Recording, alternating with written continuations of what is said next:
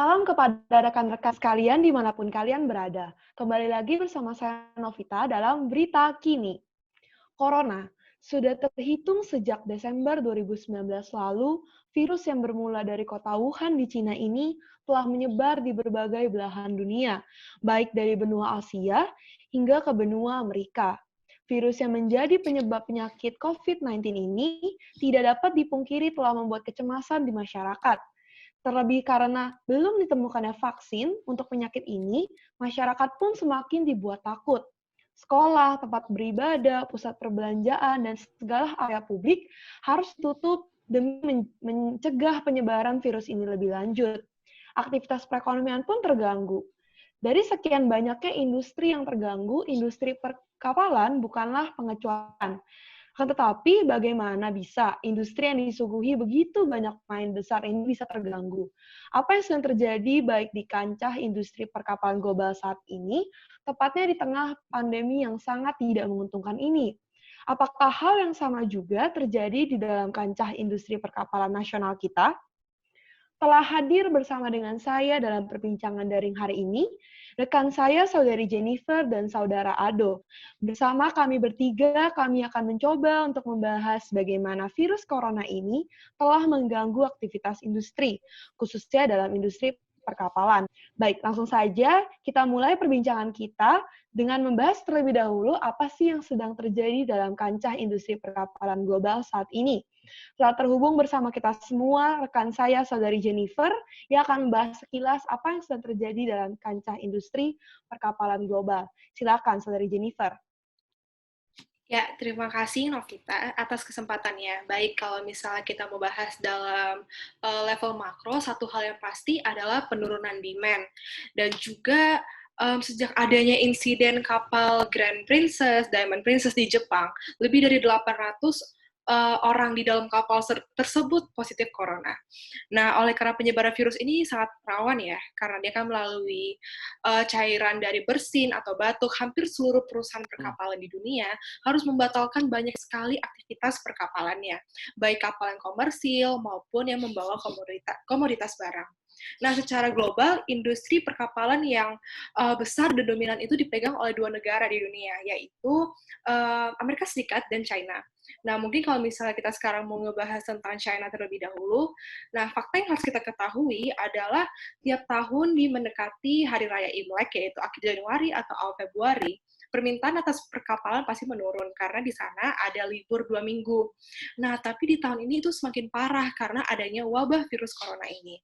Nah, selain itu kita juga harus mengetahui bahwa sejak 2018 permintaan perkapalan itu turun terus karena adanya trade war.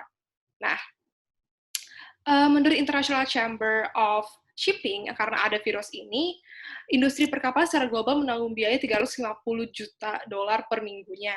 Dapat kita lihat di grafik tersebut, di data ini, data vessel value menunjukkan bahwa secara global, perekonomian sedang mencoba untuk naik lagi setelah 4 bulan. Nih, kira-kira di bulan, sekarang ini bulan Maret adalah bulan keempat. Dari Desember kemarin ya, maksudnya berarti. Nah, lebih spesifik lagi, China itu memegang 44% dalam saham shipbuilding secara global hingga akhir Agustus 2009 lalu. Di China sendiri, perekonomian industri ini semakin parah. Karena kita bisa lihat di grafik yang ini, nah, terlihat bahwa di bulan Februari sudah menurun sekali ya. Nah, permintaan atas kapal tanker minyak turun dari yang biasa 3,4 miliar ton mil per hari, jadi hampir nol di pertengahan Februari 2020. Sama halnya yang terjadi di Amerika. Menurut laporan USA Today, volume transport di Amerika Utara menurun 9,4% dibanding dengan bulan yang sama di tahun lalu. Selain itu, ada juga nih riset dari S&P Global Market Intelligence yang menyatakan bahwa volume kontainer di Amerika sudah turun sebesar 2,7% di Januari. Diprediksi juga bahwa volume kargo di pelabuhan AS akan turun lebih dari 20% menurut penelitian American Association of Port Authorities. Nah, jadi mungkin kalau kita bisa simpulkan secara general bahwa angka-angka yang menurun ini mengindikasikan adanya indikator perekonomian yang turun seperti ekspor, impor, dan juga konsumsi agregat yang pada ujungnya ini akan menurunkan pendapatan nasional juga. Nah, walaupun tampaknya China itu sedang dalam masa recovery, tapi dikhawatirkan negara lain itu baru saja memasuki masa-masa yang menghadapi kerugian masif ini. Jadi begitulah kira-kira untuk di level makronya ya. Oke, baik. Terima kasih untuk global overview-nya, Saudari Jennifer. Sebenarnya saya juga sempat sih menemukan beberapa artikel menarik terkait dengan industri perkapalan ini. Atau secara spesifik, saya menemukan bahwa di level mikro, perusahaan-perusahaan besar dunia yang ada di industri ini ternyata mengalami hal-hal yang serupa dengan yang Saudari jelaskan tadi. Nah, tapi sebelum kita lebih lanjut, ada baiknya kita saksikan dulu jeda pariwara berikut ini.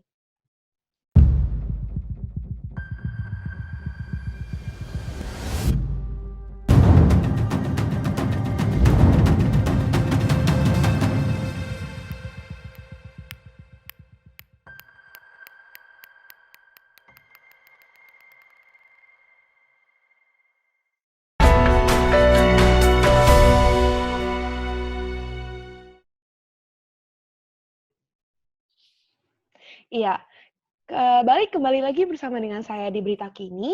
Setelah kita mendengar overview yang dibawakan oleh Saudari Jennifer untuk level makro, saya akan menjelaskan sih sedikit tentang apa yang saya tahu tentang level mikronya. Dari beberapa laporan yang saya kumpulkan, rupanya perusahaan besar dunia dalam industri ini ternyata mengalami hal-hal yang sama dengan yang Saudari Jennifer jelaskan barusan. Seperti penurunan demand yang berdampak pada penurunan jumlah kargo, juga adanya restriksi area pelabuhan karena adanya karantina, dan juga peningkatan blank sailings. Namun di sini saya juga menemukan bahwa cara-cara perusahaan-perusahaan besar dunia ini dalam menanggapi coronavirus ini juga berbeda-beda dan bisa dikatakan unik. Misalnya saja MERS, yaitu perusahaan perkapalan nomor 1 di dunia, itu dia baru-baru ini meningkatkan biaya angkutnya dan meluncurkan suatu program yaitu asuransi produk dengan kerjasama dengan sebuah lembaga asuransi Swiss bernama Zurich. Dan menurut saya pribadi ini merupakan langkah yang brilian. Karena bagi MERS sendiri, ini bisa menjadi langkah untuk meningkatkan kepercayaan konsumen di tengah ketidakpastian ditimbulkan oleh COVID-19 ini. Selain itu ada juga perusahaan lainnya yaitu Hapag-Lloyd, di mana Hapag-Lloyd baru-baru ini meluncurkan sebuah campaign yaitu Digital Capability Campaign yang bertujuan untuk memberikan kemudahan akses kepada konsumen untuk tetap dapat menggunakan layanan Hapag-Lloyd meskipun harus di rumah aja. Terakhir, mungkin dari Mediterranean Shipping Company atau kita kenal dengan MSC, di mana MSC baru-baru ini mengeluarkan sebuah program bernama Suspension in Transit, di mana mereka tuh membuka pelabuhan-pelabuhan alternatif sebagai tempat menumpukan kontainer barang, jikalau pelabuhan tujuan konsumen mengalami kendala ataupun penutupan akibat dari karantina ini.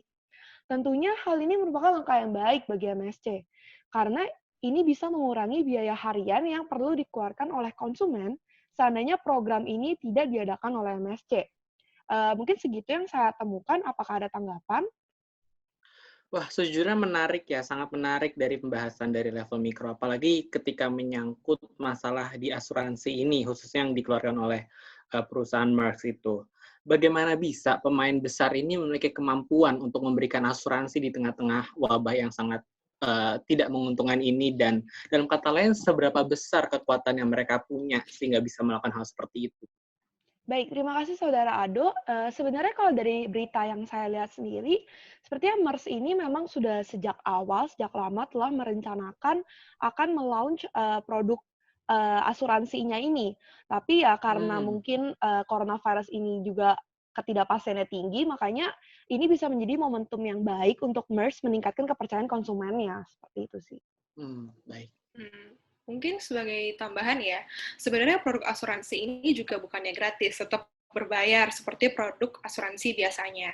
Mungkin lebih lanjutnya kita bisa mempelajari seputar syarat dan ketentuan dari asuransi MERS ini. Yang pasti, MERS itu mengklaim bahwa asuransi untuk kontainer-kontainer ini memang yang pertama diadakan di industri perkapalan. Jadi memang seperti itu ya. Jadi kalau memang pemain besar itu mereka memang sudah punya kekuatan yang besar sebagai big players. Dan menariknya juga nih ya, ketika saya lihat nih dari laporan PT Merx, bahwasanya memang secara natural mereka memiliki kemampuan yang sangat baik, khususnya dari segi manajemen resiko. Kalau dilihat ya, dari perusahaan Merck, dia melakukan manajemen resiko dengan memberikan strategi-strategi penting, dengan identifikasi risikonya seperti apa, assessment seperti apa, recording seperti apa, mitigation seperti apa, dan monitoringnya juga seperti apa. Lebih lanjut, berkaitan dengan coronavirus ini mungkin secara natural memang dia sudah mempersiapkan ini jauh-jauh hari, khususnya dalam hal kegagalan di yang nomor 5 ini, failure to build a strong logistic and service in the coming years. Dalam artian berarti memang mereka sudah melakukan assessment yang sangat baik, sehingga strategi mitigasinya juga sangat sempurna eksekusinya. Demikian. Ya, baik, ya benar seperti yang dipaparkan barusan. Adapun sebenarnya sejauh yang saya paparkan sebelumnya untuk 3 big players yang saya sebutkan tadi, apakah benar demikian kepada saudari Jennifer? Iya, benar sekali ya, Saudari Novita. Seperti yang sudah disampaikan sebelumnya juga, perusahaan-perusahaan besar yang global ini emang patut diacungi jempol. Karena telah sigap menanggapi dampak penurunan demand karena adanya wabah coronavirus ini. Nah, mungkin saya juga punya contoh lain, yaitu 2 big players, CGA, CGM, dan juga Costco. Nah, CGA ini dan Costco juga mengalami banyak blank sailings, menurunnya volume transaksi, bahkan diprediksi CGA, CGM ini akan menghadapi kesulitan dalam mencapai tujuannya di 2020, yaitu untuk meningkatkan likuiditas dan menghapus utang-utang.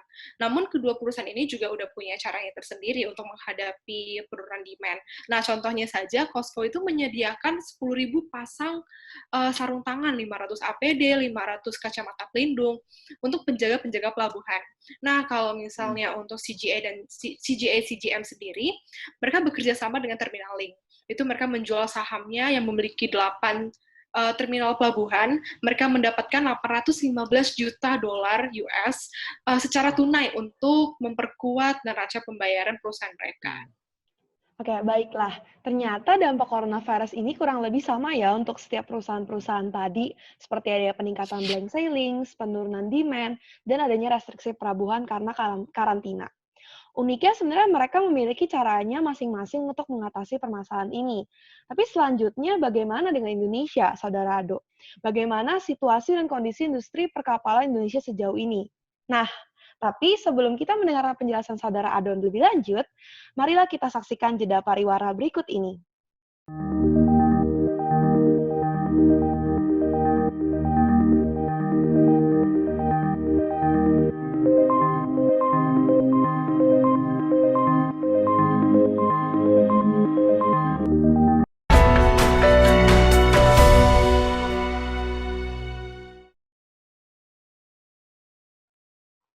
Baik, selamat datang kembali pemirsa.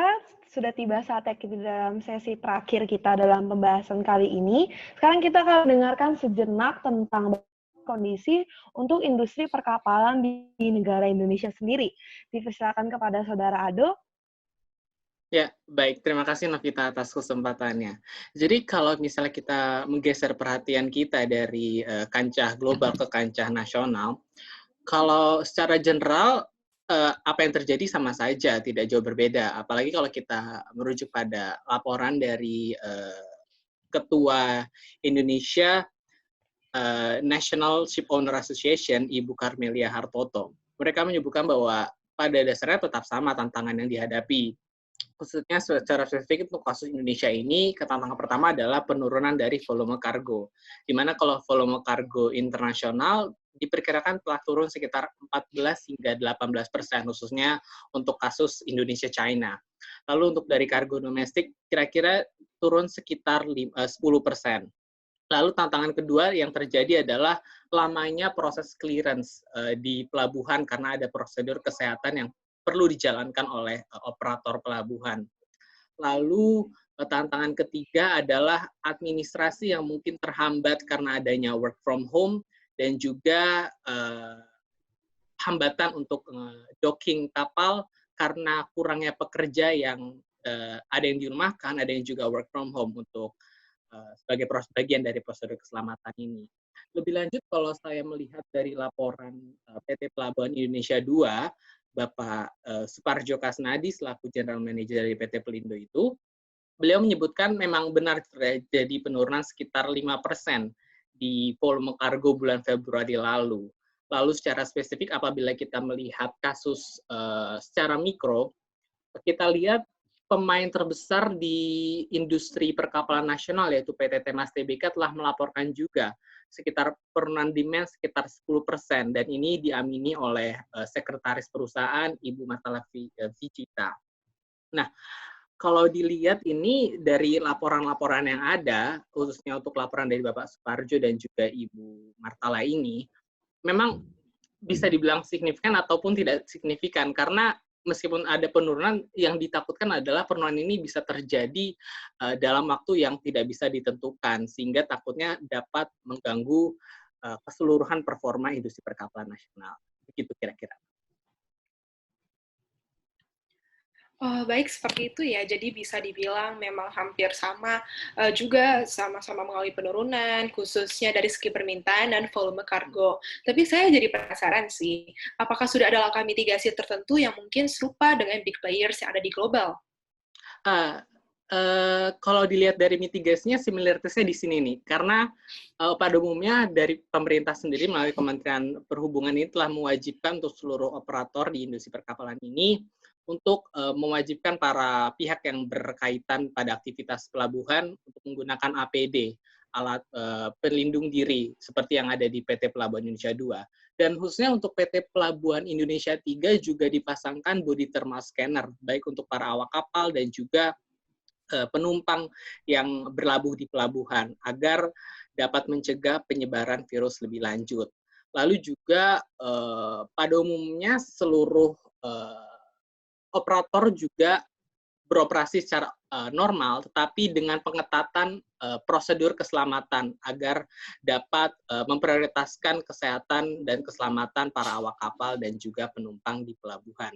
Kira-kira seperti itu juga. Oke, tapi kalau dari pendapat Saudara Ado sendiri, kira-kira apakah mungkin best practices yang diterapkan Indonesia ini nantinya bisa sama seperti best practices yang diterapkan oleh para pemain global di dalam industri perkapalan ini? Kalau berbicara tentang best practices sebelumnya, mungkin berbicara mengenai dari stimulusnya.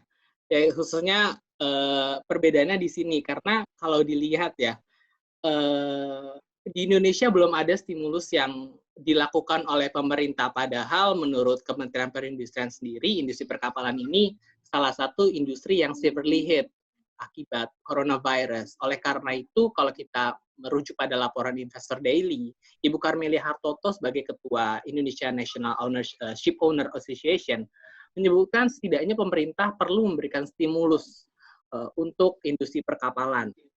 Stimulus pertama mungkin bisa dilakukan dengan seperti pemberian grace period atau pengampunan atas utang dalam jangka waktu yang cukup panjang. Lalu juga bisa juga rescheduling loan payment dari perusahaan perkapalan.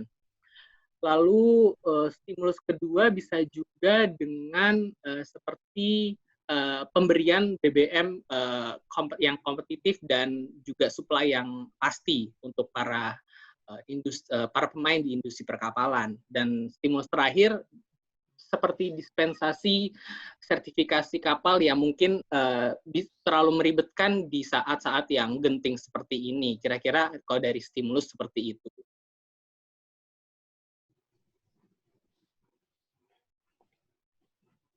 Oke, baik, mungkin itu dari segi stimulus, tapi kalau dari segi best practice untuk pemain-pemain global sendiri, apakah ada yang bisa diterapkan untuk situasi Indonesia saat ini? Kalau dilihat dari best practices, tentu saja Indonesia bisa mengimplementasikan best practices, khususnya apa yang telah dilakukan oleh para pemain-pemain besar di kancah global, seperti yang dilakukan oleh MERS, Hapag-Lloyd, dan lain-lainnya. Khususnya seperti best practice pertama adalah peningkatan biaya freight rates itu, dan juga penurunan biaya investasi, seperti yang dilakukan oleh Maersk. Lebih lanjut, mungkin bisa dipertimbangkan peluncuran produk asuransi untuk menjamin keselamatan barang-barang yang dikirimkan melalui kargo kapal nasional agar dapat menunjang confidence dari customer atau konsumen domestik Indonesia atas performa perusahaan-perusahaan perkapalan di Indonesia. Kira-kira seperti itu. Ya, benar sekali ya, Saudara Aldo. Mungkin saya juga bisa menambahkan nih ada best practice lain yang bisa diterapkan di Indonesia. Dari misalnya mengamankan pelabuhan alternatif seperti pengiriman ulang untuk menempatkan kontainer-kontainer sebagai strategi jaga-jaga nih ketika pelabuhan destinasi tidak bisa diakses karena ada virus ini. Nah, metode ini sudah diambil oleh Merck seperti yang tadi Saudari Novita sudah jelaskan sebelumnya. Biaya klien bisa menurun pula, dan dalam hal ini Indonesia sebenarnya belum coba ya, jadi bisa diterapkan untuk Indonesia. Hal lain juga dapat dilakukan adalah digitalisasi sedang dijalankan sih sebenarnya oleh PT Pelabuhan Indonesia 2. Nah, sebenarnya langkah tersebut bisa ditindaklanjuti lagi dengan berbagai kampanye. Metode ini sudah dilakukan oleh Hapag-Lloyd untuk memberikan keyakinan kepada customer bahwa aktivitas logistik juga bisa dilakukan di mana saja dan termasuk di rumah juga. Nah, jadi ada nih kampanye yang tadi sudah dijelaskan ya, yaitu Digital Capability Campaign memudahkan pelanggan dan juga tetap mencegah penyebaran virus corona.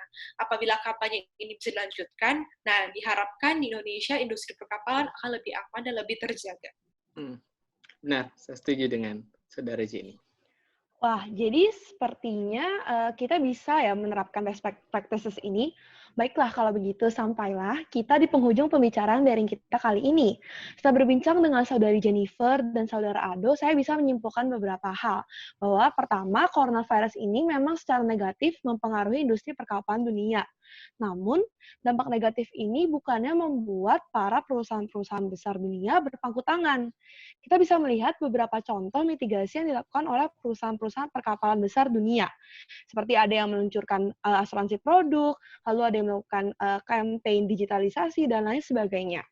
Berdasarkan pemaparan sebelumnya juga, kita bisa melihat bagaimana Indonesia ini bisa juga mencoba melakukan beberapa mitigasi yang disebutkan tadi, selain daripada penyediaan APD yang tengah dilaksanakan saat ini. Selain itu, pemerintah juga perlu memberikan beberapa stimulus untuk mendukung industri perkapalan Indonesia agar bisa bertahan di tengah masa-masa yang sulit ini. Dan tentunya agar bisa bertumbuh dengan pesat setelah masa pandemi COVID-19 ini berakhir. Kami percaya bahwa Indonesia bisa melewatinya. Terima kasih atas waktu dan kesempatannya untuk Saudari Jennifer dan Saudara Ado. Kami juga berharap bahwa pembahasan kami kali ini dapat bermanfaat bagi para pemirsa sekalian. Mohon maaf apabila ada tutur kata yang kurang tepat. Akhir kata, salam dan sampai jumpa. Sampai jumpa.